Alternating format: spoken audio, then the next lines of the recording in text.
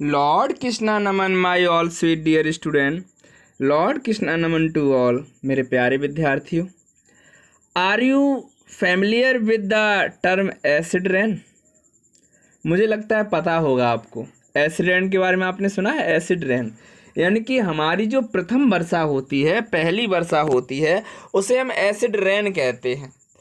और इसी acid rain की वजह से हमारे ताजमहल में, आपका जो ताजमहल है उसके संगमरमर का रंग हल्का येलो हो गया है, हल्का पीला हो गया है, क्योंकि एसिड रेन यानी कि ये किसी भी मार्बल वाले पत्थर को भी कलर चेंज कर सकती है। ठीक है, एसिड में तो कैपेसिटी होती है, आप जानते हैं।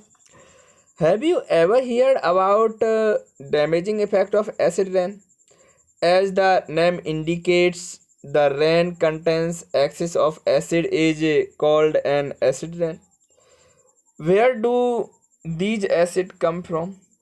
तो बारिश में ये एसिड आता कहाँ से है? बारिश में ये एसिड आता कहाँ से है? सबसे पहले तो आपको ये पता होनी चाहिए बारिश होती कैसे है, बारिश होती कहाँ से है।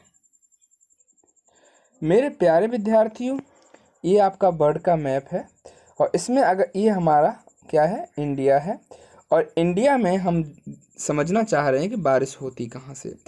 तो सबसे पहले आपको पता है कि ये नीचे की तरफ क्या है, इंडियन ओशियन है ना, इंडियन ओशियन है। ये भूमध्य रेखा जो गई हुई है, ये देखो आपको जो लाइन दिखाई दे रही है, इसे हम भूमध्य रेखा कहते हैं। क्या कहते हैं? भूमध्य रेखा। अब ये आपका घर है, आपको पता है इंडिया आपका क्या है, घर है। तो ऐसे में अगर मैं बात करूं तो हमारी जो बारिश है, हमारे जो मानसून है, वो हमारे इंडियन ओशियन में से आते हैं।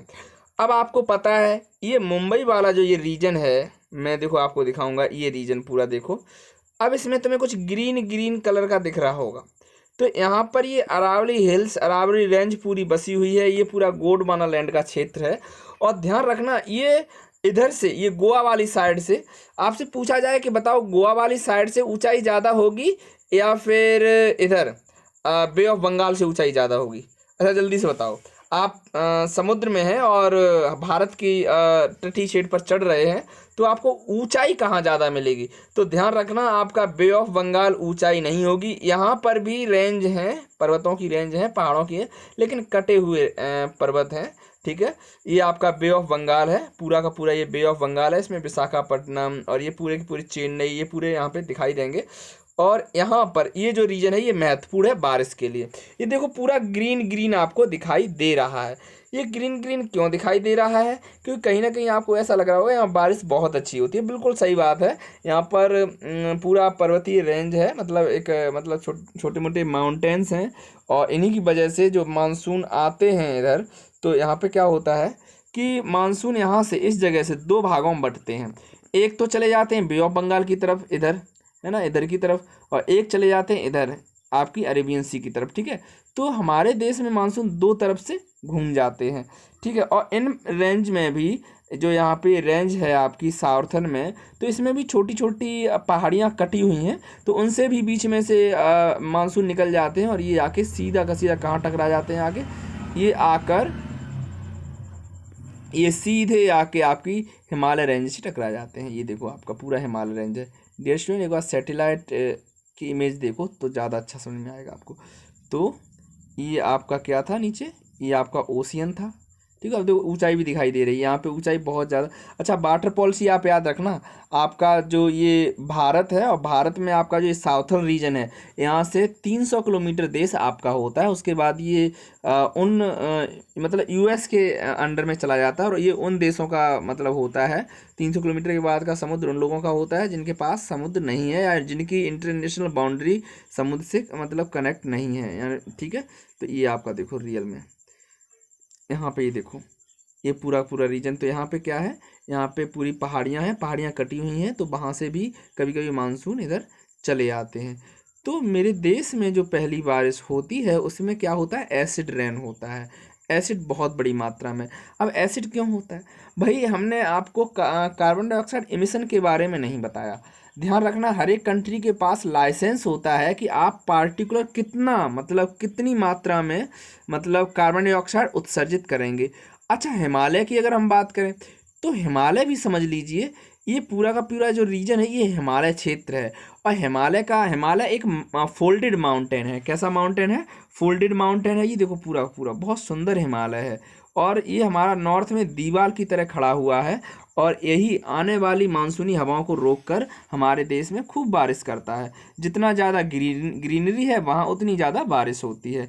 ये हमारा सेवन सिस्टर का एरिया है पूरा। ये म्यांमार बर्मा ये दूसरी कंट्री है, ठीक है। तो यहाँ पे ये मिजोरम, त्रिपुरा, यहाँ पे मणिपुर और मेघालय में सबसे ज़्यादा बारिश होती है।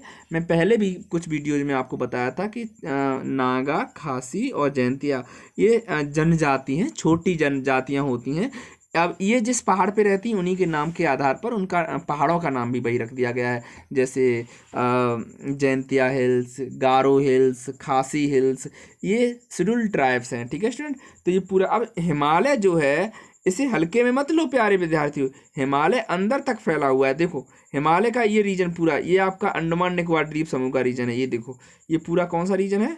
अंडमान एंड निकोबार द्वीप समूह। अब देखो यहाँ पे हमारा देश जो है, ये देखो पूरा हिमालय ये चला आया नीचे तक, ठीक है। तो इसे आप ध्यान रखना, यहाँ पे अंडमान निकोबार द्वीप समूह है। अच्छा, बे ऑफ बंगाल जो है आपका, बे ऑफ बंगाल में 204 आइसलैंड हैं। कितने आइसलैंड हैं?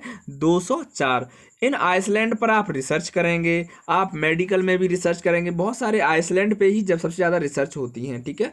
तो ये जो आइसलैंड है ये समुद्र के अंदर टापू होते हैं, और मोस्टली ये हिमालय के रीजन रहते हैं, ठीक है। अच्छा, मैं बात करूं आपके अरेबियन सी में, तो यहाँ भी लक्षद्वीप वगैरह बहुत सारे आइसलैंड हैं। यहाँ पे भी, यहाँ भी 43 आइसलैंड है। भाई आपका कब्जा कितने पे है? 247 पे है, 247 पे है। हमारा कब्जा तो केवल 247 पे है। अब बाकी का इंडिया के पास अगर हम बात करें तो 500 आइसलैंड है। भाई वाटर पॉलिसी के अकॉर्डिंग आधे कितने के हो गए? श्रीलंका के हो गए, है ना। तो ये हमें याद रखना है डियर स्टूडेंट। हमें अपना मैप के जरिए हमें पूरा देश याद रखना है। अच्छा, ये आपका राजस्थान एरिया है।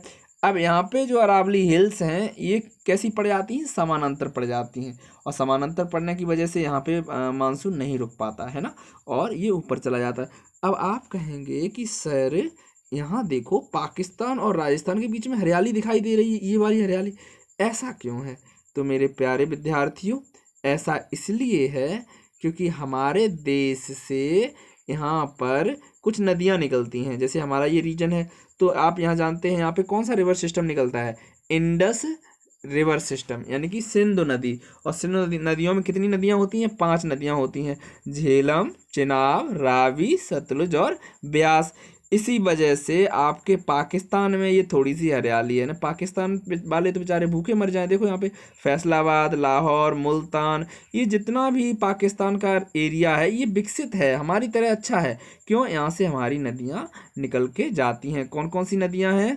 और ये पठानकोट में आके मिल जाती हैं। यहाँ पे इस जगह एक पठानकोट है, और वहाँ पे आके ये मिल जाती हैं, ठीक है स्टूडेंट।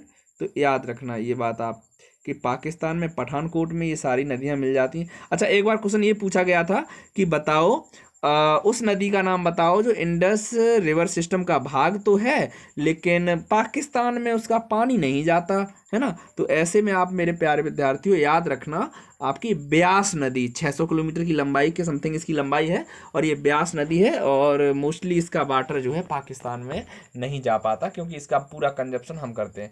तो आने वाले समय में जब आप साइंटिस्ट बनेंगे तो हो सकता है आप हमारी सरकार इस पर डैम वगैरह बनाए, ठीक है स्टूडेंट।